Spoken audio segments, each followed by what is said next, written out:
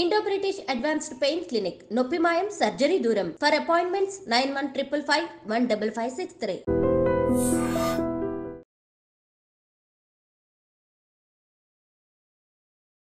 Welcome to iDream media. So farmer cricketer Vinod Kambli గారు hospitalise అయ్యారు. So stroke కారణంగా. So ప్రస్తుత పరిస్థితి ఎలా ఉంది, సో దీని గురించి పూర్తి వివరాలు తెలుసుకుందాం. ఈరోజు మనతో పాటు ఉన్నారు ప్రముఖ న్యూరో సర్జన్ డాక్టర్ రంగనాథం గారు from Aster prime hospital Ameerpet. Doctor గారు నమస్తే. నమస్తే అండి. డాక్టర్ గారు, మనం స్ట్రోక్ గురించి మాట్లాడుతూ ఉంటాము, చాలా మంది దగ్గర వింటూ ఉంటాము, ఇలా హాస్పిటలైజ్ అవ్వడము, రకరకాల ఇష్యూస్ అనేవి వస్తూ ఉంటాయి. అయితే సడన్గా ఈ పక్షవాతం అనే సమస్య ఎందుకు వస్తుంది? వినోద్ కాంబ్లీ గారి విషయంలో అసలు ఏం జరిగింది? వినోద్ కాంబ్లీ గారు ఒకప్పుడు మనం అందరం క్రికెట్ గార్డ్ అని చెప్పుకునే సచిన్ తెందుల్కర్ సహయోగి. ఇద్దరూ కలిపి 1987లో వారు స్కూల్లో ఉండేవారు, శారదాశ్రమం స్కూల్ అని. అందులో ఒక మ్యాచ్ ఆడారు. అప్పటికి రికార్డు స్కూల్లో 664 రన్నులు ఇద్దరు కలిసి చేశారు. ఇద్దరు 300 చేసి కొంచెం ఎక్కువ ఏదో కాంబ్లీ చేశాడు. ఎంతవరకు అంటే వాళ్ళ ఎవరైతే కోచ్ ఉండేవాడు, ఆయన ఉన్నారు ఇంకా, ఆయన రమాకాంత్ అచ్రేకర్ అని, ఆయన చెప్పాడట అసలు కాంబ్లీ తెందుల్కర్ కంటే ఇంకెక్కువ టెక్నికల్గా ఉన్నాడు అని. తర్వాత జీవితం ఎలా మారిపించు. 7 టెస్ట్ మ్యాచ్లే ఆడాడు, అందులో 3 డబుల్ సెంచరీలు చేశాడు. అసలు విపరీతమైనటువంటి ఎబిలిటీ ఉన్నదన్నటువంటి పేరు గాంచిన మనిషి. ఈ వ్యక్తి ఎలాగైపోయింది జీవితం అంటే లైఫ్ స్టైల్ మారిపోయింది, ఆరోగ్యం మారిపోయింది. అందుకనే ఏదైతే స్ట్రోక్ అన్నది లైఫ్ స్టైల్ డిజీజ్ కింద వస్తుంది. అంటే ఉదయం లేచి సాయంకాలం వరకు మన దైనందిన జీవితంలో మనం చేసిన పనులు ఉండే ఇబ్బందులు, స్ట్రెస్, వీటన్నిటి మీదుగా ఆధారపడిన జబ్బుల్ని లైఫ్ స్టైల్ డిజీజ్ అంటారు. స్ట్రోక్ కూడా అందులో ఒకటే. ఈ స్ట్రోక్ అన్నది ఆయనకి ఇచ్చిన ఇన్ఫర్మేషన్ ప్రకారం ఏంటంటే ఆయనకి డయాబెటీస్ ఉంది, బ్లడ్ ప్రెషర్ ఉంది, పొట్ట ఎక్కువగా కొలత ఏదైతే అక్కడ ఫ్యాట్ ఎక్కువగా ఉంది, అబ్డామినల్ లైపోజెషన్ అని, ఇలాగ ఇబ్బందులు అంటూ ఉన్నాయి. దానికి తోడు ఆయన పర్సనల్ హ్యాబిట్స్ అయినా కానీ చెప్పక తప్పదు, మద్యం సేవించడం, పొగ త్రాగడం, స్ట్రెస్ ఒకటి. ఎందుకంటే ఒకప్పుడు అంత పేరు ప్రఖ్యాతులు గాంచినటువంటి క్రికెటరు కారణాంతర వల్ల కనుమరుగైపోయాడు. అతని మిత్రుడు, సహయోగి, క్రికెట్ దేవుడిని పేరు పెట్టి పిలుస్తూ ఉంటే అసలు ఇప్పటి తరానికి వినోద్ కాంబ్లీ ఎవరు అని తెలియని పరిస్థితి వచ్చింది. అలాంటి పరిస్థితుల్లో గత శనివారం నాడు అతని మిత్రుడు ఒకటి ఠానేలో ఒక హాస్పిటల్ ఉంటే, ఆయన మిత్రుడి కన్నా ఒక ఫ్యాన్ ఆయన ఫ్రీగా ఇతను వైద్యం చేపిస్తున్నాడు. జరిగింది ఏంటంటే సడన్గా వీక్ అయిపోయాడు, కొంచెం జ్వరం రావడం, కండరాలు నొప్పులు ఇలాంటివి వచ్చి అక్కడ హాస్పిటల్ అడ్మిట్ అయితే స్ట్రోక్ మాదిరి బ్రెయిన్ లోపల కొన్ని రక్తనాళాలు బ్లాక్ అయిపోయినాయి. శరీరంలో ఉండేటువంటి కొన్ని లవణాలు, ఉదాహరణకి పొటాషియము, సోడియం అనేది తక్కువైనాయి అని అక్కడ వచ్చిన సమాచారం. నేను నిన్న ఒక వీడియో ఎక్కడో సోషల్ మీడియాలో చూస్తే మాట్లాడుతున్నాడు ఆయన, కానీ ఆ మాటల ద్వారా స్వచ్ఛత లేదు. అంటే స్పీచ్లో కొంచెం తేడా ఉంది నాకు అనిపించింది. అలాగే కుడికాలు కుడి చెయ్యి వాడిన పద్ధతి ఎడమకాలు అంత యాక్టివ్గా లేదు. అంటే మెదడు లోపల ఎడమ పక్కన ఏదో ఇబ్బంది వచ్చి ఉంటుంది. అంటే అక్కడ నుంచి సమాచారం లేదు. నేను ఆ వీడియో చూసినటువంటి నాకున్న 42 సంవత్సరాల అనుభవంతో చెప్పిన మాట. ఏమైతేనేమి ఆయన స్పృహలో ఉన్నాడు, మాట్లాడుతున్నాడు అంటేనే అది ఒక విధంగా ప్రమాదం నుంచి బయటపడుతున్నట్టు లెక్క. అయితే మళ్ళీ ఇంకా అవన్నీ నెమ్మది పూర్తిగా రికవర్ అవ్వాలి, మళ్ళీ ఒరిజినల్ దీనిగా దాన్ని నడవగలగాలి. ఆ రోజు వరకు రిస్క్ లేదని మనం చెప్పగలం. ఎందుకంటే ఈ రిస్క్ ఫ్యాక్టర్స్ ఏవైతే ముందు చెప్పుకున్నామో, షుగర్ కానీ, బీపీ కానీ, మిగతా అలవాట్లు కానీ, దాని ప్రభావం చాలా ఎక్కువ ఉంటుంది. ఈ స్ట్రోక్ అని అనుకుంటే భారతదేశంలో చాలా కామన్గా అయిపోయిందండి. అసలు మామూలుగా గుండె జబ్బుల వలన వచ్చేది ప్రమాదం, మరణాలు ఏవైతే జరుగుతున్నాయో ప్రపంచంలోనే దాని సెకండ్ ప్లేసు స్ట్రోక్ల వల్ల రీసెంట్లీ. అవును. ఇప్పుడు ఒక మాట చెప్పుకుంటే మన దేశంలో 1,85,000 మందికి స్ట్రోక్ వస్తున్న సంవత్సరానికి. ప్రతి 40 సెకండ్లకి ఒక స్ట్రోక్ వస్తుంది. ప్రతి 4 నిమిషాలకి ఒక స్ట్రోక్ వలన మరణం సంపాదిస్తుంది. అంటే ఎంత ప్రమాదం చూడండి. అంతేకాకుండా ఈ స్ట్రోక్లో దగ్గర 30% యువత, అంటే 40 సంవత్సరాల లోపల వాళ్ళు వస్తుంది. 1 నిమిషం స్ట్రోక్ అంటే ఎందుకంటే గణాంకాలు చెప్తున్నానంటే అందరికీ కూడా తెలియాలి. 1 నిమిషం కానీ స్ట్రోక్ తర్వాత కానీ వైద్యం సరైన అందకపోతే 2 మిలియన్ల కణాలు మెదడు లోపల నాశనం అయ్యేది, పాడైపోతాయట. కారణాంత స్ట్రోక్ వచ్చింది, 1 గంట సేపు కానీ ఏదైనా డిలే అయింది అనుకోండి, దాని వలన వచ్చినటువంటి పర్యవసానాలు అంత కాదు. 1 గంట కానీ సరైన వైద్యం కానీ అందలేదనుకోండి, దగ్గర ఒక 3 వాటాల్లో 1 వాట వాళ్ళు జీవితాంతం వాళ్ళు అలాగే కాళ్ళు చేతులు పనిచేయకన్నా పెరాలసిస్తూనే ఉంటారు.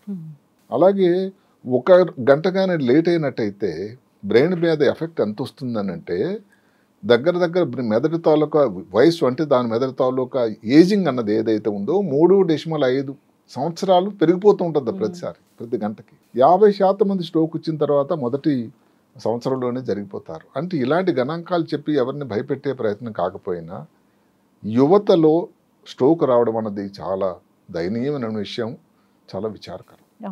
ఎందుకంటే ఎక్కడైనా ఏ దేశంలో ఉన్నా యువత అన్నది ఆ దేశానికి వెన్నెముక, ప్రాణం. అలాంటి వాళ్ళలో ఇప్పుడు పొగ త్రాగడం, మొబిలిటీ లేకపోవడం, పూర్తిగా అలా కూర్చోవడం, ఊబకాయం, మద్యం సేవించటం, డయాబెటీసు, తర్వాత బ్లడ్ ప్రెషర్ వ్యాధి. ఇంతకుముందు మన బ్లడ్ ప్రెషర్ గురించి కూడా చేసుకున్నాం. అసలు కొంతమందికి నాకు బ్లడ్ ప్రెషర్ ఉందంటేనే నమ్మరు, నాకు ఇదేంటేనండి. మీరు చూస్తూ ఉంటే ఊబకాయంతో ఉండేటి వాళ్ళు అసలు హైదరాబాద్ నగరంలోనే దూరం ఎందుకు ఎంత ఎక్కువ మంది ఉన్నారు. ఇంకొకటి ఏమిటి విచారకరమైనది ఏమిటి, స్త్రీలలో కూడా ఈ పొగ త్రాగడం ఎక్కువైంది. ఇప్పుడు కారణాలు చూసుకుంటే కొన్ని మన చేతిలో లేని, ఉదాహరణకి కంజంటల్, పుట్టుకతోనే అట్లా గుండెలో ఒక చిన్న రంధ్రం ఉంటుంది, పర్సిస్టెంట్ ఫొరామిన్ ఒబేలియన్. అది ఉంటే ఈ రెండు చెడు రక్తం రెండు కలయిక ఉండడం వల్ల కొంచెం ఇబ్బంది ఉంటుంది. దానివల్ల కూడా ఒకసారి స్ట్రోక్ రావడానికి అవకాశం. అది ఎవరి ఇది లేదు. అలాగే రక్తనాళాల్లో కొన్ని తేడాలు ఉంటాయి, అన్యూరిజం అంటాం. అది జనరల్గా మన దేశంలో 50-60 సంవత్సరాల వాళ్ళు వస్తుంది. అంటే రక్తనాళాలు, మెదడులో ఉండే రక్తనాళాలు కాలక్రమేణా నెమ్మది వీక్ అయిపోయి ఒక బుడగలాగా తయారై రప్చర్ అవుతుంది. అది ఒక కారణం. అదే కాకుండా ఎవరికైతే కిడ్నీలో పుట్టినప్పటి నుంచి పాలిసిస్టిక్ కిడ్నీ, అంటే ఒక కిడ్నీ ఉండాల్సిన దానికి 3 చిన్నలాగా ఉంటాయి అవి. అది ఉండే వాళ్ళలో కూడా ఈ బీపీ ఎక్కువ రావడం, వాళ్ళలో కూడా ఇలాంటి హెమరేజ్ రావడం, ఇవన్నది ఎవరి చేతుల్లో లేనివి, అది పుట్టుకతోనే వచ్చినవి. తర్వాత ఏమిటి, స్త్రీలు పర్టికులర్గా ఎవరైతే నెలసరి ఉండకుండా ఉండడానికి కానీ, పిల్లలు కాకుండా కొన్నాళ్ళు పోస్ట్పోన్ చేయడానికి వాడేటువంటి కాంట్రాసెప్టివ్ పిల్స్ ఏవైతే ఉన్నాయో దాని వలన బీపీ వస్తుంది, దానివల్ల స్ట్రోక్ రావడానికి ఆస్కారం. దానికి తోడు మైగ్రేన్ ఉందనుకోండి, దానికి తోడు స్మోకింగ్ చేశారనుకోండి, అసలు ఇంకా నమ్మశక్యంగా అన్నంత ఇబ్బంది. ఇవన్నీ కొంతవరకు మన చేతుల్లో ఉండగలిగింది. అయితే భారత ప్రభుత్వమే ఏదైతే కాంట్రసెప్టివ్ పిల్స్ అన్నది వేసుకోవచ్చు, తన పీరియడ్స్ని పొడిగించడానికి కానీ, పిల్లల్ని తొందరగా కనకుండా ఉండడానికి పోస్ట్పోన్ చేయడానికి ఒక విధానం అయితే ఉంది. అయితే కొంత శాతం అయితే దానిలో రిస్క్ ఉన్నమాట వాస్తవం. అదే కాకుండా ఈ మధ్యకాలంలో హార్మోన్ రీప్లేస్మెంట్ థెరపీ అని వచ్చింది. అది అమెరికాలో తరచుగా మాట వింటూ ఉంటాం. అదేమిటి, 45 సంవత్సరాలు అయింది, నెలసరి ఆగిపోయింది, మెనోపాసు, ఆ తర్వాత యాక్టివ్గా ఉండి ఇంకా లైఫ్లో ఉండాలని అనుకున్న ఆలోచన, పర్టికులర్గా ఎవరైతే ఉద్యోగస్తులు వాళ్ళు ఉంటారు స్త్రీలు, అలాంటి వాళ్ళలో ఈ కాన్సెప్ట్ వచ్చింది, హార్మోన్ రీప్లేస్మెంట్ థెరపీ అని. ఏదైతే ఓస్ట్రోజన్, ప్రాజెస్టెరాన్ హార్మోన్ల తాలూకు శాతం తగ్గిపోతుందో దాని నిష్పత్తిని పెంచడం అని. మరి దానివల్ల కూడా స్ట్రోక్ వస్తుంది. ఇలాంటి ఇబ్బందులు అన్నీ ఉన్నాయి. ఇవి ఇప్పుడున్నటువంటి పరిస్థితిని బట్టి ఆయా వ్యక్తులు ఏది ముఖ్యం అన్నది ఆలోచించాల్సిన సమయం కూడా ఉంది. ఏవైతే నేను స్ట్రోక్ అన్నది వస్తే చాలా సింపుల్ పద్ధతి అండి, ఫాస్ట్ అని ఒకటి ఉంది. అంటే ఫాస్ట్గా డయాగ్నోజ్ చేయడం. అది చెప్పడం కూడా ఏమిటి, మీరు ముఖం చూడగానే ఈ ఒక పక్క మూతి వంకరలాగా ఉంటుంది, మూతి లేవడంలా స్ట్రోక్ అవడానికి అవకాశం ఉంది. అంటే మూతి వంకరలాగా అవుతుంది, ఒక పక్క ఏదో ఒక పక్క, అది అబ్జర్వ్ చేస్తే తెలిసిపోతుంది. అలాగే ఏ అంటే ఆమ్, అంటే చెయ్యి ఎత్తండి 2 చేతులు, ఇంటి దగ్గర చేయొచ్చు, దీనికి డాక్టర్ కానక్కర్లా, ఒక చేయి కింద పడిపోతుంది. అంటే ఇలా పెడతాము, 2 చేతులు ఒక చేయి కింద పడిపోయింది అనుకోండి, అంటే దీనంతా స్టేబుల్ గా లేదు, 2 లేవు. ఏ చెయ్యితే అయిపోతుందో దానికి ఆపోజిట్ సైడ్ ఏదేమన్నా స్ట్రోక్ వచ్చిందా అలా చెక్ చేసుకోవచ్చు. ఎస్ అంటే స్పీచ్, ఏదో తత్రపాటు పడుతుంది, అంత ముందుగా చక్కగా ఉండేటువంటి వాయిస్, స్పీచ్ అంత క్లారిటీ లేదు. ఈ 3 ఉన్నాయంటే డాక్టర్ దగ్గరికి వెళ్ళాల్సిన అవసరం అయితే ఉంది. టీ ఏంటి మరి, టైం, అంటే ఎంత తొందరగా డాక్టర్ దగ్గరికి వెళ్తారు. అక్కడ ఒక మాట ఉంది, ఎందుకు అంటే టైమ్ ఈజ్ బ్రెయిన్. స్ట్రోక్ విషయంలో with stroke time last is brain last. అంటే ఎంత టైం మాని కానీ హాస్పిటల్కి వెళ్ళి వైద్యం చేయించుకోవడం లేట్ అయితే అంత బ్రెయిన్, ఇందాక చెప్పినట్టు 1 నిమిషంలో 2 మిలియన్ల కణాలు నశించిపోతున్నాయి. అదృష్టవశాత్తు సృష్టికర్త కొన్ని బిలియన్లు ఇచ్చాడు కాబట్టి కొంచెం చిన్న ఇబ్బందులు వచ్చినా కానీ అంతటితో గట్టెక్కిపోతున్నారు. కానీ అంత ప్రమాదం అని. ఈ స్ట్రోక్లో కూడా 3 రకాలు ఉన్నాయి, haemorrhagic stroke, ischaemic stroke, TI అన్నట్టు. ఫస్ట్ మనం టీఐ గురించి చెప్పుకుందాం, ట్రాన్షియంట్ ఇస్కీమిక్ అటాక్. అంటే ఏమిటి, అట్లా వచ్చింది, అంటే గుర్తించాలి. అసలు ఏదో రాస్తుంటారు, ఏదో పేపర్ ఏదో సైన్ చేస్తుంటారు, చెక్ ఏదో సైన్ చేస్తున్నారు, పెన్ను కొంచెం కదలదు, సడన్ గా ఏదో చేతులు తిమ్మిరి వస్తూ ఉంటుంది, నడుస్తున్నప్పుడు ఏదో తూగినట్టు ఉంటుంది, మాటలో కొంచెం క్లారిటీ ఉండదు, విపరీతం తలనొప్పి. ఇంతకుముందు ఇప్పుడు కూడా అలాంటి తలనొప్పి లేదు. ఇలాంటి విషయాలు ఏదైనా వచ్చి బీపీ, షుగర్ కానీ ముందే ఉంటే 50 సంవత్సరాల ప్రాంతంలో ఉంటే స్ట్రోక్ అవ్వడానికి ఆస్కారం చాలా. ఇంకా అందరూ గమనించాల్సింది ఏమిటంటే టీఐ అంటే ఫుల్ స్ట్రోక్ వచ్చే ముందు వారంలో ఒక 40% మందికి వస్తాయట. ప్రాబ్లం వల్ల ఏమిటంటే దాన్ని గుర్తించకపోవడం. మాట ఇంతకుముందు ఎప్పుడు కూడా ఒక లెక్చర్ ఇస్తూ ఉంటారు, ఒక మీటింగ్ అడ్రస్ చేస్తూ ఉంటారు, ఒక జూమ్ మీటింగ్లో ఉన్నారు, ఎప్పుడు కూడా మాటలు తత్తరపాటు ఉండదే. అలాంటప్పుడు ఏదో సడన్గా నాకు మాటలో తేడా వచ్చిందని అప్పుడే గ్రహిస్తే అది టైం గ్రహించాల్సింది. అంటే ఇప్పుడు ఇన్ని మనం ఈ సోషల్ మీడియా ద్వారా మనం చేస్తున్న ప్రోగ్రాముల తాలూకు ముఖ్యత ఏమిటంటే వ్యక్తులకి దానివల్ల ఉపయోగం అన్నది చేరవేయాలనే ఒకే ఒక ఆలోచన. ఇలాంటి కానీ గుర్తించి కానీ డాక్టర్ దగ్గరికి వెళ్ళినట్టయితే మెయిన్ స్ట్రోక్ ఏదైతే వచ్చే ముందు ఆపేదానికి ఆస్కారం. అది టీఐ. ఇప్పుడు ఇస్కీమిక్ స్ట్రోక్ 100 పేషెంట్లు 100 మందికి స్ట్రోక్ వస్తే 90% ఇస్కీమిక్ స్ట్రోక్. అంటే ఏమిటి? రక్తనాళాల్లో ఉండేటువంటి రక్త ప్రవాహం స్లో అయిపోతుంది, నెమ్మదైపోతుంది. ఒక స్టేజ్ తర్వాత రక్తనాళాలు సన్నంగా అయిపోయి గట్టిగా అయిపోతాయి బ్లడ్ ప్రెషర్ వల్ల. లేదు ఎథెరోస్క్లెరోసిస్, ఏది మనం దీనివల్ల దాని లోపల కొవ్వు పెరిగిపోయి కొలెస్ట్రాల్, దానితో రక్త ప్రవాహం జరగదు. అందువల్ల ఏదైతే ఒక ప్రాంతానికి భగవంతుడు నిర్దేశించాడు ఈ ప్రాంతానికి వెళ్ళాలి అని, అక్కడ మరి రక్త ప్రవాహం ఉండదు. దానివల్ల వచ్చేదాన్ని స్ట్రోక్ అంట. ఉదాహరణ లెఫ్ట్ సైడ్ వచ్చింది అనుకోండి ఇస్కీమిక్ స్ట్రోక్, మాటలో ఇబ్బంది వస్తుంది, కుడి కాలు కుడి చేయి తేడా వస్తుంది, కుడి పక్కన ఇచ్చినట్టయితే ఎడమ కాలు ఎడమ చేయి తేడా వస్తుంది. ఇక హెమరేజిక్ స్ట్రోక్ అంటే 10%. దాంట్లో జరిగేది ఏమిటి? రక్తనాళాలు తెగిపోతాయి, పగిలిపోతాయి. దానివలన కూడా ఇంకా బ్రెయిన్ లోపల రక్తస్రావం జరుగుతుంది. కొన్నిసార్లు ఏదో యాక్సిడెంట్ అవుతుంది, చిన్న యాక్సిడెంట్ అంటే అసలు పెద్ద ఇంపార్టెన్స్ కాదు, నెక్కలో రక్తనాళాలు పగిలిపోతుంది. మెయిన్గా ఇక్కడ ఉండేటువంటి కరెక్టెడ్ ఆర్టరీ, అక్కడ ఏం జరుగుతుంది? ఒక థ్రాంబస్ అంటే రక్తం గుడిగట్టుపోయి ఆ థ్రాంబస్ గుండె లోపల బ్రెయిన్ లోపలికి వెళ్ళిపోతుంది. అది కూడా ఒక పద్ధతి. అట్లా మనం చెప్పుకున్నట్టు ఇన్ని కారణాలు. ఎవరైనా కానీ సర్జరీ ఏదో ఆయన అయింది, బెడ్ మీద ఎక్కువ రోజులు ఉన్నారు, డిహైడ్రేషన్ ఉంది, దానివల్ల కూడా స్ట్రోక్ రావచ్చు. డిహైడ్రేషన్ లాంగ్ టర్మ్, డిహైడ్రేషన్ వల్ల డైరెక్ట్ రాదు. డిహైడ్రేషన్ వల్ల ఎక్కువ రోజులు బెడ్ మీద ఉండి అచేతనం ఉండి కాలాలు అక్కడ నుంచి రక్తం.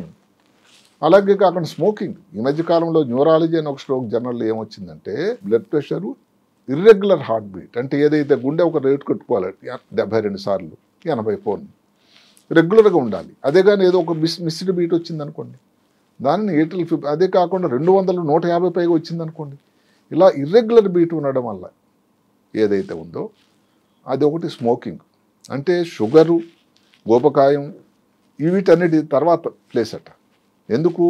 చాలా మంచి విశ్లేషణ. న్యూరాలజీ అని ప్రఖ్యాత అమెరికన్ జర్నల్లో వచ్చింది. బీపీ, ఇర్రెగ్యులర్ హార్ట్, స్మోకింగ్ వలన వచ్చేది పెద్ద రక్తనాళాల్లో వస్తాయి. ఎందుకంటే బ్రెయిన్లో రక్తనాళాలు 3 సైజులు అంటాం. పెద్ద రక్తనాళాలు, మధ్యస్థం, చిన్న రక్తనాళాలు. పెద్ద రక్తనాళాల్లో వస్తేనే లార్జ్ ఆర్టరీ అక్లూషన్ అంటాం. దానివల్ల ఏంటంటే స్ట్రోక్ పెద్దగా ఫుల్ బ్లోన్ వచ్చేస్తుంది. మనం ఏదైతే పక్షవాతం అంటామో. చిన్న రక్తనాళాలు వస్తే దాని పేరు స్మాల్ వెసల్ ఇస్కీమియా. అంటే చిన్న రక్తనాళాలు బ్లాక్ అయిపోవడం వల్ల కొన్ని వైట్ స్పాట్స్ లాగా బ్రెయిన్లో వస్తాయి.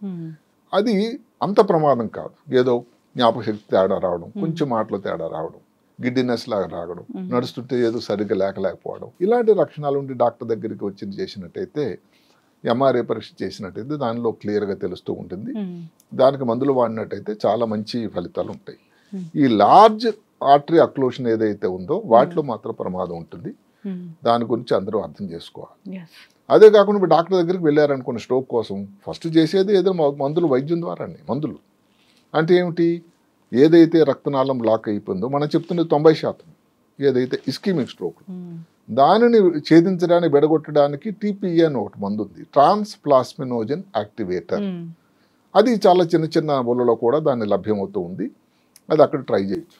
అయితే అందరిలో ఇది ఉపయోగం ఉంటుందా? లేదు. ఇక్కడ ఈ మధ్యకాలంలో ఏదైతే ఉందో ఈ థ్రాంబెక్టమీ అనే ఒక ప్రొసీజర్ వచ్చింది. అసలు మామూలుగా ఏమిటంటే మేము చదువుకున్నప్పటి నుంచి కూడా 3 నుంచి 4 గంటల స్ట్రోక్ వచ్చిన తర్వాత గోల్డెన్ పీరియడ్, ఆ టైంలోనే వైద్యం అంతేనే. ఇప్పుడు ఈ ఇంటర్వెన్షనల్ రేడియాలజీ అని ఒకటి వచ్చిన తర్వాత ఏదైతే రక్తనాళాలు ఈ రక్తం స్రావం ఆగిపోవడం వల్ల ఉంది బ్లాక్ అయిపోయిందో దాన్ని తీయొచ్చట. దాని ఉపయోగం 24 గంటలైనా కూడా ఉందట. ఇంకా ముఖ్యమైన పరిశోధన నా ప్రకారం ఆర్టిఫిషియల్ ఇంటెలిజెన్స్. అది మీరు అడగవచ్చు ఎలా ఉపయోగం అవుతుంది అని. పేషెంట్కి ప్రాబ్లం చెప్పడానికి, ప్రివెన్షన్ అంటే రాకుండా ముందు జాగ్రత్తలు చెప్పడానికి, ప్రాగ్నోసిస్ ఎలా ఉంటుంది ముందు ఇంప్రూవ్ అవ్వడానికి, డయాగ్నోసిస్, ట్రీట్మెంట్, తర్వాత రికవరీ ఎలా ఉంటుంది, సరిగదా స్కాన్ల గురించి ఇన్ని విషయాల ఆర్టిఫిషియల్ ఇంటెలిజెన్స్ అంటే చాలామందికి ఆర్టిఫిషియల్ ఇంటెలిజెన్స్ మీద కొన్ని అనుమానాలు అపోహలు ఉన్నాయి. సాఫ్ట్వేర్ నిపుణులకు అది ఇబ్బంది అవ్వచ్చు, కానీ వైద్య రంగంలో నేను అనుకోవడం అది విప్లవాత్మకమైన మార్పులు తీసుకొస్తుంది నేను అనుకుంటున్నాను. ఉదాహరణకి ఒక వ్యక్తి ఎక్కడో ఖమ్మంలో చిన్న ఊర్లో మదిరాలో వచ్చింది స్ట్రోక్. అక్కడ నుంచి హైదరాబాద్ రావడానికి ఎన్ని గంటలు పడుతుంది? అంబులెన్స్లో వస్తే దగ్గర 4.5 గంటలు కదా. ఇప్పుడు టైం అన్నది గోల్డ్ అని మీరే అన్నారు, టైం ఈజ్ బ్రెయిన్ అన్నారు. మరి ఎలాగ దాన్ని తగ్గించడం అంటే ఈ ఆర్టిఫిషియల్ ఇంటెలిజెన్స్ తాలూకు ఉపయోగం అక్కడ వస్తుంది. సిటీ స్కాన్ చేశారండి. ఇప్పుడు ఈ ఆర్టిఫిషియల్ ఇంటెలిజెన్స్ వల్ల ఏమవుతుంది, సిటీ స్కాన్ తాలూకా ఫొటోస్ అన్నీ కూడా ఇక్కడ న్యూరాలజిస్ట్కి, హైదరాబాద్లో న్యూరాలజిస్ట్కి, ఇంటర్వెన్షన్ రేడియాలజిస్ట్కి, తర్వాత ఇంటెన్సివిస్ట్కి అందరికీ డిస్ప్లే అయిపోయింది ఒకేసారి. అంటే దానిలో ఏం తెలుస్తుంది, ఇది ఏ రకమైన వైద్యం చేయాలి, ఆపరేషన్ అవసరమేనా, మందులు ఇస్తే సరిపోతుందా, ఈ మందుల అవకాశం ఆ ఊర్లో మదిరలో అవకాశం ఉందా, లేకపోతే దగ్గరలో ఉండేటువంటి ఖమ్మంలో వెళ్ళి చేయించుకోవచ్చునా, లేదు కానీ ఏదైతే మనం చెప్పినటువంటి థ్రాంబెక్టమీ పెద్ద ఆపరేషన్ ప్రొసీజర్ ఏదైతే ఇంటర్వెన్షనల్ రేడియాలజీ ఉందో అది చేయడానికి దగ్గరున్న నగరానికి వెళ్ళవా, హైదరాబాద్ వచ్చినట్టు ఏ ప్లేస్లో దాని తాలూకు దగ్గరలో ఉన్నాయి, ఇన్ని వివరాలు అక్కడ ఉండగానే మదిరలో ఉండగానే ఆ వ్యక్తి తెలిసిపోతుంది. అదే కాకుండా కానీ ఇక్కడే కానీ ఈ డాక్టర్లు అందరూ ఇక్కడ చూసి ఒక టీం లాగా ఉంటుంది. దాని ద్వారా దీనికి ఆపరేషన్ అవసరం లేదు, మీరు మదిరలోనే వైద్యం చేయనంటే ఇక్కడ నుంచి మెసేజ్ చెప్పవచ్చు. ఈరోజు అంతా మొబైల్ ఫోన్ కదండి, మీరు ఈ మందులు మొదలు పెట్టండి సరిపోతుందని. వ్యక్తిగత భయప్రాస తగ్గుతుంది, ఖర్చు తగ్గుతుంది, ఫలితాలు బాగుంటాయి. అంటే ఆర్టిఫిషియల్ ఇంటెలిజెన్స్ తాలూకు ఉపయోగం అంతా. ఒక చిన్న ఇబ్బంది స్ట్రోక్లో ఏమిటంటే ముఖ్యంగా 2 మాటలు ఉన్నాయి. ఒకటి కోర్ టిష్యూ, అంటే ఆ డ్యామేజ్ అయిపోయిందని టిష్యూ, అది మరి ఇంకా భగవంతుడు తప్ప ఎవరు ఏం చేయలేరు, అంటే ఆ ప్రాంతం బ్రెయిన్ లోపల. రెండోది పెనంబ్రా అంటే ప్రతిబింబం లాగా, అది ఒక అవకాశం ఉంది, ఇంకా ప్రయత్నించడానికి ఒక సజీవమైనటువంటి ఒక అవకాశం అయితే ఉంది. ఏమో అలాంటి దగ్గర ఇంపార్టెన్స్ వస్తుంది ఆర్టిఫిషియల్ ఇంటెలిజెన్స్. ఎందుకు, ఎంఆర్ఐలోనే చూసి చెప్పేస్తుందట ఈ భాగం పెనంబ్రా, అంటే దానిలో ఇంకా చావుంది, ఇంకా బాగా అవడానికి అవకాశం ఉంది అని దానికి వైద్యం చేసి సరిపోతుందని చెప్పేటువంటి ఒక ఆలోచన. అది చాలా ముఖ్యం. ఇప్పుడు స్ట్రోక్ కారణాల గురించి అని మాట్లాడుతూ ఉంటే ఒక్క మాట ఎక్స్ట్రా మాట ఏంటంటే, ఈ మధ్యన కెనడియన్ జర్నల్ నుంచి ఒక మంచి పరిశోధన వచ్చింది. వేడి నీళ్ళు మీరు హాస్యాస్పదంగా ఉండొచ్చు, అందులో శీతకాలంలో ఇది చాలా కామన్. ఇది వేడి నీళ్ళు రాగానే బాగా చల్లగా ఉందనుకోండి తల మీద పోసామనుకోండి, దానివల్ల మెదడు లోపల హెమరేజిక్ స్ట్రోక్ రావడానికి ఆస్కారం చాలా ఎక్కువ ఉంది. అంటే శీతాకాలంలో వేడి నీళ్ళతో పోసుకోవచ్చు, కానీ దానికి చెప్పడం ఆ స్టడీ ఏం చెప్తారంటే, తల మీద కానీ మొదటిసారి డైరెక్ట్గా పోసుకుంటే అక్కడ ఉండే రక్తనాళాలన్నీ పెద్దగా వ్యాకోచమై రక్త ప్రవాహం దాంట్లో పెరిగి రక్తనాళాలు పగిలి బ్రెయిన్ లోపల హెమరేజ్ రావచ్చు అని. దానికి వాళ్ళు చెప్పే చిన్న చిట్కా ఏమిటి, కింద కాళ్ళు తడుపుకునే ముందు, ఆ తర్వాత శరీర భాగం, ఆఖరిలో తల మీద కానీ పోసుకుంటే ఈ వేడైతే ఇక్కడ నుంచి అక్కడి నుంచి కాలక్రమేణా అకామిడేట్ అయిపోయి అడ్జస్ట్ అయిపోయి బ్రెయిన్ బాడీ అంత సడన్ గా రియాక్ట్ కాదు అని. కాబట్టి ఇది ఒక గొప్ప పరిశోధనే కెనడియన్ జర్నల్ ఆఫ్ అసోసియేషన్ నుంచి. జనరల్ గా మన పూర్వకాలంలో కూడా అలాగే చెప్తారు. తల మీద లాస్ట్ లో పోసుకోవాలి, శరీరం భాగం అంతా తడిసిన తర్వాత అక్కడ అడ్జస్ట్ అయ్యి మన తలకి వెళ్ళేసరికి ఇంకా ఆ ప్రాబ్లం అంత ఉండదు అని సుమా. ఓన్లీ వేడి నీళ్ళకేనా ఇది వేడి నీళ్ళకి. అందువల్ల ఎందుకంటే దానివల్ల ఆ వేడి అన్నది దానివల్ల రక్తనాళాలు దానికి పెద్దవి అవ్వకూడదు. పెద్దవి అయితే దానిలో రక్త ప్రవాహం పెరుగుతుంది, రక్త ప్రవాహం పెరిగిందంటే ఏదన్నా సడన్ గా రప్చర్ అవుతుంది, అది హెమరేజ్. అదే కాకుండా శీతకాలంలో ఇంకొక ఏది మన సీజన్ తీసుకుంటే శీతకాలంలో ఈ హెమరేజిక్ స్ట్రోక్ అండి. ఇప్పుడు నేను చెప్తున్నాను, మాకున్న హాస్పిటల్లో ఒక 5-6 డజన్ పేషెంట్లు గత 15 రోజుల్లో స్ట్రోక్ పేషెంట్లు ఉన్నారు. దీనికి కారణం ఉంది, ఏదో శీతకాలం దానికి ఏమిటి సంబంధం సైన్స్ అంటే, శీతకాలంలో రక్తనాళాలు వ్యాసో కన్స్ట్రిక్షన్ అంటాం, సన్నంగా అయిపోతాయి. సన్నంగా అయిపోయి రక్త ప్రవాహం తగ్గిపోతుంది. అలాంటప్పుడు వచ్చేదాని వల్లే స్ట్రోక్.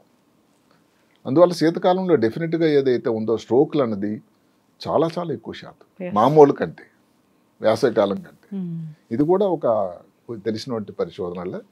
అందువల్ల స్ట్రోక్ అన్నది సీజనల్ బట్టి మారుతూ ఉంటుంది. తీసుకునేటువంటి ఆహారం ఏదైతే మన జంక్ ఫుడ్ లాంటివి, ఎక్సర్సైజ్ వ్యాయామం అనేది చాలా తక్కువైపోయింది, ఊబకాయం అనేది తక్కువ ఉన్నట్టయితే ఉపయోగం, బీపీ షుగర్ ఉండడం అనేది చాలా పరిపాటు అయిపోయింది, కానీ దాన్ని కంట్రోల్ చేసుకోవాల్సిన అవసరం కూడా చాలా ఉంది. సో మొత్తం మీద లైఫ్ స్టైల్లో మార్పులను బట్టి స్ట్రోక్ రాకుండా కూడా ప్రివెంట్ చేసేటువంటి అవకాశం కూడా ఉన్నది. వచ్చినా ఇప్పుడున్న సాధనాల ద్వారా సత్వర వైద్యంగా చేరగలిగితే పేషెంట్ మంచి ఫలితాలు వచ్చే అవకాశం ఉందని అందరూ గ్రహించాలి. ఖచ్చితంగా డాక్టర్ గారు చాలా చక్కగా చెప్పారు. కాస్త ఏజ్ పెద్దగా ఉండి లేదా చిన్న ఏజ్ అయినా కానీ లైఫ్ స్టైల్ డిజార్డర్స్ ఎక్కువగా ఉంటే బీపీ, థైరాయిడ్ ఇలాంటివి ఉంటే కనుక, షుగర్లు ఇలాంటివి ఉంటే కనుక డాక్టర్ని ఎక్కువగా ఫాలో అవుతూ ఉండాలి. తప్పకుండా వాళ్ళు చెప్పినట్లు మందులు వాడుతూ ఉండాలి. సో స్ట్రెస్ అనేది ఎక్కువగా తీసుకోకుండా ముందు ఉండాలి. మనం చెప్పుకున్నట్టు ఏంటంటే బీపీ 40 సంవత్సరాల లోపల నాకేంటి వస్తుంది అనేటువంటి ఒక ఆలోచన, అదే ప్రాబ్లం. అదే కాకుండా డాక్టర్ గారు బీపీ నీకు ఉంది మందులు వేసుకోవాలంటే అసలు సగం ఒక 1/3 మంది మళ్ళీ డాక్టర్ దగ్గరికి కలవరు. మరి ఈ శీతాకాలం చెప్పారు కదా డాక్టర్ గారు, అది శీతాకాలంలో జనరల్గా ఎలాంటి జాగ్రత్తలు తీసుకుంటే స్ట్రోక్ బయటకు వెళ్ళేటప్పుడు ఈ చలికి ఎక్స్పోజ్ అవ్వకుండా ఉండాలి. ఉదాహరణకి ఏదైనా హ్యాట్ కానీ, చాలా మంచి ప్రశ్న కాదు. శీతాకాలంలో ఏమిటంటే జనరల్గా టీలు కాఫీలు అందరూ తాగుతారు. ఒక ఇంట్రెస్టింగ్ స్టడీ ఏమిటంటే టీ కాఫీ చల్లగా ఉందంటే చలి కాసుకుంటూ ఒక 2 సార్లు 3 సార్లు తాగడం. అందరూ గమనించాలి, టీలో కానీ కాఫీలో కానీ లేకపోతే కెఫీన్ డ్రింక్స్లో కానీ ఉండేది కెఫీన్ కానీ తీసుకున్నట్టు ఏమవుతుంది, ఈ రక్తనాళాలు సన్నంగా అయిపోతాయి, వాసో కన్స్ట్రక్షన్. ఇందాక చెప్పినట్టుగానే రక్త ప్రవాహం అవ్వడానికి అవకాశం ఉంది. అదే కాకుండా దీనివల్ల డిహైడ్రేషన్ అవుతుంది, దానివల్ల పేషెంట్ ఇంకా వీక్ అయిపోతాడు. దీని వలన కూడా నెమ్మదిగా. అదే కాకుండా కొంతమంది ఈ టైంలో నేను కాఫీ తాగను టీ తాగను కానీ డ్రింక్ తాగుతాను, ఇది షుగరేటెడ్ డ్రింక్ అని, దానివల్ల షుగర్ క్రాష్ అని అవుతుంది. ఇది ఒకటి. అందువల్ల ఏదైనా హ్యాట్ లాంటిది ధరించాలి. బయటకు వెళ్ళి పని చేయాలని తప్పకపోతే ఏదో ఎండ వచ్చిన తర్వాత వెళ్ళవండి, మరీ చల్లగా ఉండే టైం కాకుండా గ్లౌస్ వేసుకోండి, స్టాకింగ్స్ వేసుకోండి. తాగాలంటే ఏదో వేడి నీళ్ళు కానీ లేకపోతే ఏదైనా వేడి ద్రవ పదార్థం కానీ తీసుకోవచ్చు. శరీరానికి సరైనటువంటి ప్రికాషన్స్ అనేది తీసుకోవాలి. అసలు క్రాంప్ లాగా వస్తుంటాయి కొంతమంది కాళ్ళు, అలాంటప్పుడు ఏదైనా మసాజ్ కానీ, అసలు కొంతమంది చేయగలిగితే శీతకాలంలో వేడి నీళ్ళు ఉంటే సౌకర్యంగానే ఉంటే స్విమ్మింగ్ అనేది చాలా చాలా ఉపయోగం. ఇలాంటి చిన్న చిట్కాలు అన్నీ ఉన్నాయి. కొంతమంది చెప్తారు అది ఎలా ఉపయోగపడుతుంది అన్నది నాకు ఇంకా అది అర్థం అవ్వలేదు, కానీ వైటమిన్ డి లాంటి ఒక టాబ్లెట్స్ కానీ ఎక్కువ తీసుకుంటే దానివల్ల కూడా, ఎందుకంటే వీళ్ళందరూ సూర్యరశ్మికి ఎక్స్పోజ్ అవ్వరు కదా, వైటమిన్ డి తీసుకుంటే దానివల్ల కొత్త ఉపయోగం అనుకుంటూ కొన్ని చిన్న చిట్కాలు అయితే ఉన్నాయి. మెయిన్గా ఏమిటి, మీరు వేడి బయట సూర్యరశ్మి వచ్చిన తర్వాత వెళ్తేనే కరెక్ట్.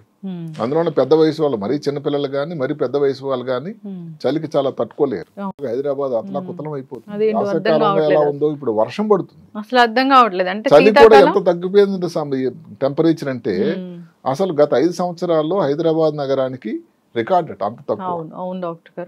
మీరు 50 సంవత్సరాల్లో ఏదైతే ఉందో జమ్మూ కాశ్మీర్లో అంత చలి లేదట. అంటే ఈ క్లైమేట్ చేంజ్ మారిపోయింది.